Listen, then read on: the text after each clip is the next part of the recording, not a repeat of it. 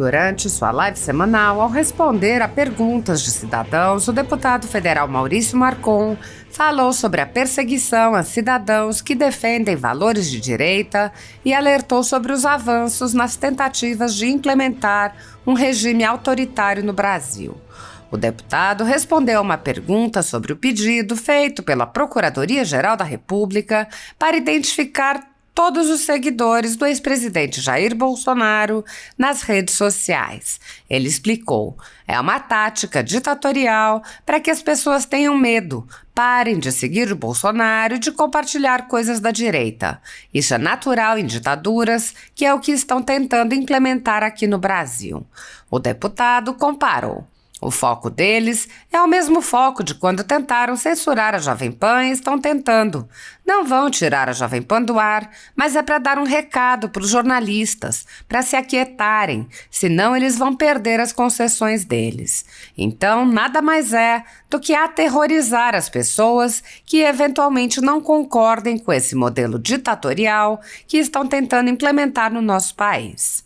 Respondendo à pergunta sobre os decretos de Lula para desarmar a população e acabar com os clubes de tiro, Marcon lembrou as dificuldades para uma reação parlamentar, considerando que o presidente da Câmara, Arthur Lira, vem se alinhando com o governo. Maurício Marcon disse: sobre desarmar a população, qualquer regime ditatorial precisa que a população esteja desarmada. O deputado prosseguiu: o foco deles realmente é implementar o regime aqui e eles vão tentar. Maurício Marcon explicou que, caso os decretos não sejam derrubados, o próximo passo provavelmente será retirar as armas existentes de seus donos. O deputado disse: aí a gente vai ver como esses congressistas, que foram eleitos como se fossem de direita e agora são de centro, vendidos, vão se comportar perante o seu eleitorado. Marcon afirmou: se todos cumprissem com o que prometeram em campanha, a gente conseguiria derrubar facilmente. O deputado respondeu ainda a um questionamento sobre os excessos cometidos no caso da suposta injúria familiar do ministro Alexandre de Moraes, do Supremo Tribunal Federal. Marcon afirmou que, em seu entender, se as imagens comprovassem a versão que vem sendo apresentada pela velha imprensa, já teriam sido mostradas a todos. O deputado disse: o ministro está usando da sua força política para, mais uma vez, rasgar a Constituição e passar por cima das leis brasileiras. O deputado acrescentou: os ministros do Supremo, que deveriam defender a Constituição, são os que mais a rasgam. Então, vocês vejam a degradação moral que a gente vive hoje no Brasil, quando a gente coloca pessoas lá que não são defensoras da Constituição. São defensoras dos interesses de quem as colocou lá. Apoiadores do ex-presidente Jair Bolsonaro e pessoas que apenas têm um discurso diferente do imposto pelo cartel midiático vêm sendo perseguidos, em especial pelo judiciário.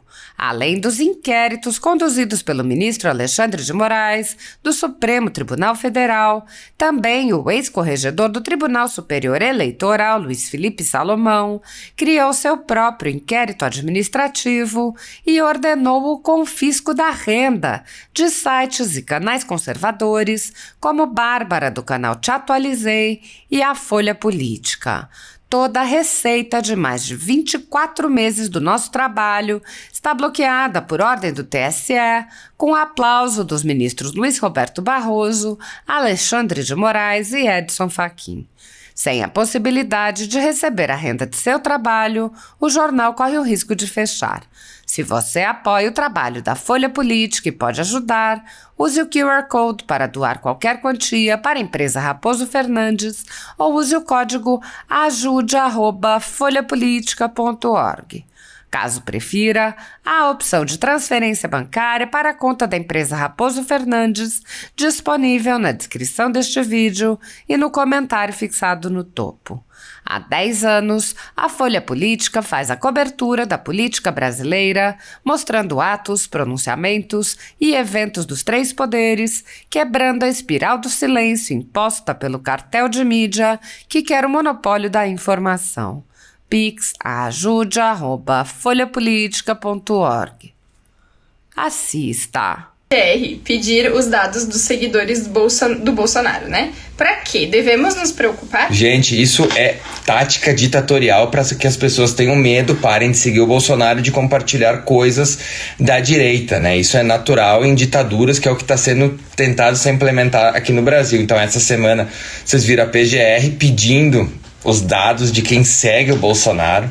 É uma coisa assim completamente sem nexo nenhum, né? Depois no dia seguinte tentaram explicar que não era bem isso, não sei o quê, mas o que a gente vê hoje é o que a gente imaginava, né? A esquerda, Lula e sua turma, sua organização criminosa, como muito bem Geraldo Alckmin resumiu o PT, né, tentam caçar quem discorda deles, como é em qualquer regime comunista. Então não precisam se preocupar. O foco deles é o mesmo foco de quando eles tentaram censurar ali a Jovem Pan. Eles estão tentando, né, que eles não vão tirar a Jovem Pan do ar, mas é para dar um recado para os jornalistas para se aquietarem, senão eles vão perder as concessões deles. Então nada mais é do que aterrorizar as pessoas que eventualmente não concordem com este modelo ditatorial que estão tentando implementar no nosso país.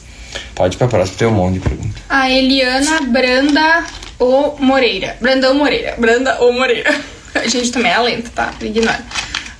Deputado, o que você pensa sobre desarmar o povo de bem e os bandidos não? Isso vai ficar assim?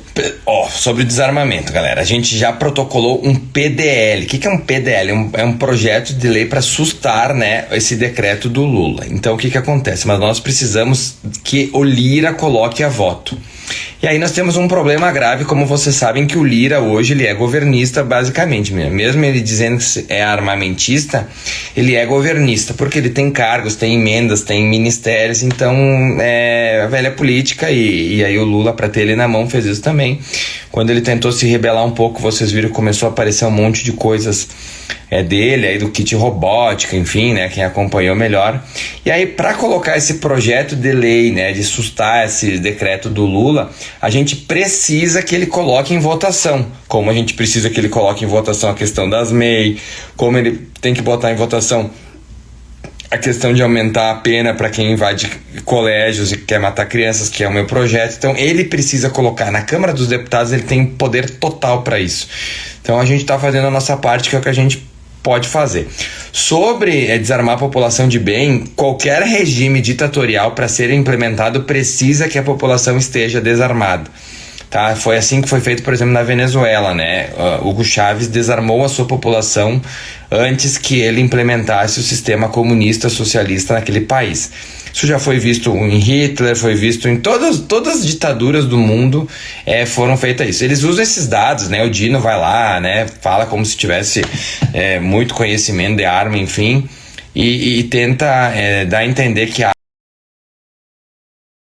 existe armas, porque um monte de asneira, assim, que quem pega os números vê que tá mentindo. Então o foco deles é sim implementar o regime aqui, e eles vão tentar, né? Só que hoje a gente tem 1 milhão de armas na mão de civis, né? Então o que eles vão fazer próximo provavelmente é obrigar que as pessoas entreguem suas armas. Daí a gente vai ver como esses congressistas que foram eleitos como sendo de direita e agora são de centro, vendidos, vão se comportar perante o seu eleitorado, né? Porque o que mais tem lá em Brasília é deputado e senador que dizem defender uma coisa, chegam lá e fazem outra completamente diferente. Se todos cumprissem com o que prometeram em campanha, a gente conseguiria derrubar facilmente esse decreto. Mas infelizmente tem um monte de vendido lá que a gente não tem a força suficiente para derrubar, né? Principalmente o Lira, que tem que colocar a voto as coisas, mas não coloca, porque também não quer ficar indisposto com o Lula, né? Então, infelizmente, esse é o jogo de poder que acontece em Brasília. Pode ir para a próxima. Ela também perguntou, a Lili Caribe, Sobre esse mesmo assunto, se tem como reverter esse novo decreto, já que não pode mais fazer manifestações. Olha, um dos deputados que eu conversei esse fim de semana, ele conversou com o Lira, tá? E ele nem argumentou que essa política era errada, enfim, o Lira só respondeu como verdade. Respondeu a palavra, abre aspas, verdade. Então vamos ver agora a volta do recesso, como isso vai repercutir. A lei que foi implementada, esse decreto é ridículo, né? A questão de tá 1 quilômetro de escolas, aí tu imagina, tu constrói todo um aparato, aí depois de 2 anos vai lá abrir uma escolinha, 900 metros, tu tem que desmontar tudo que tu fez.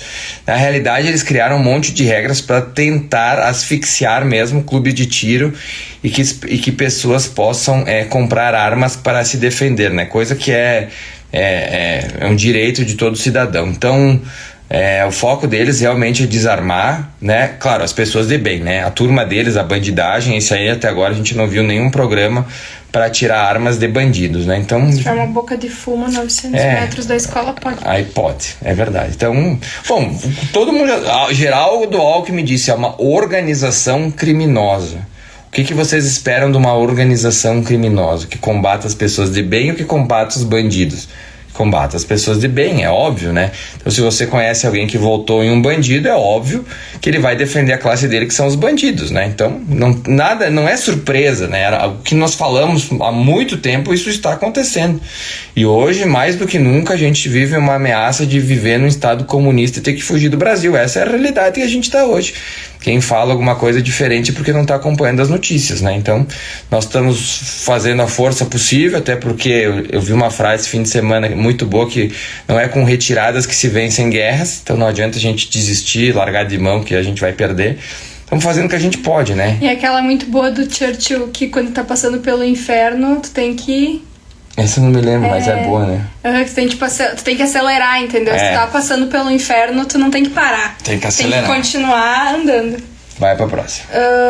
A Silvia perguntou por que no caso da confusão com o ministro, os acusados estão depondo antes das vítimas. Bom, isso aí é uma piada, né? Se vocês viram aí, até o Globo fez uma charge, não é charge, um card mostrando como teria sido feitas as agressões ao filho do Alexandre de Moraes. Eles retrataram o filho do Alexandre de Moraes como um piada de 16, 15 anos, sendo que o cara tem 27 anos, né? Então vocês vejam que jornais como o Globo aí não tem nenhum compromisso com a verdade, né? Isso a gente já não é de hoje que a gente sabe, né? E o que aconteceu? Já fazem 10 dias que aconteceu o fato e a gente até agora não viu as imagens, né? Tenho certeza que se as imagens comprovassem que o ministro foi achincalhado, né? Que tudo aquela história que ele contou realmente era verdade, certamente as imagens já teriam sido divulgadas, né? Então, vamos ter que contar com a sorte, com vazamentos aí, para que a gente possa ver o que realmente aconteceu. E o ministro está usando da sua força política para rasgar mais uma vez a Constituição, né, e passar por cima das leis brasileiras, né? Como a gente já falou semana passada, um crime cometido em outro país, um crime de injúria nunca pode levar a busca e apreensão, enfim, que a própria presidente do Supremo concordou com a busca e apreensão. Então, assim, gente, é uma série de absurdos que hoje os ministros do Supremo que deveriam defender a Constituição são os que mais a rasgam, né? Então vocês vejam a degradação moral que a gente vive hoje no Brasil, né? Quando a gente coloca pessoas lá que não são defensoras da Constituição, são defensoras dos interesses de quem as colocou lá. Então é isso que elas fazem. Pode ir para a próxima.